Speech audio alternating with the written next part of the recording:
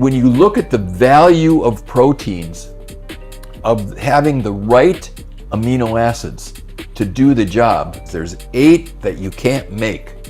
There's 20 or 22 you got in total, but if you take in the 8, you can make the rest of them. Correct. You can complete your protein. You can make them. So if you take in the 8, these are the exact right ones so that your body can make any protein at once. Now, if you look at whey protein, and you can measure this, what percentage of the whey protein that you eat, because the profile of whey protein, of essential amino acids, is different, only about 16% of it is utilized to make body protein. So now you got 84% of it is calories. It's a carb, okay? And like with whey protein, it's very insulinogenic. You see blood pressure spikes with it, or blood sugar spikes with it, and you see insulin spikes with it, because it's mostly a carb. So if you take the 8 essential amino acids, they are complete. They're 99% utilized to make body protein, and they're a perfect supplement for virtually anyone.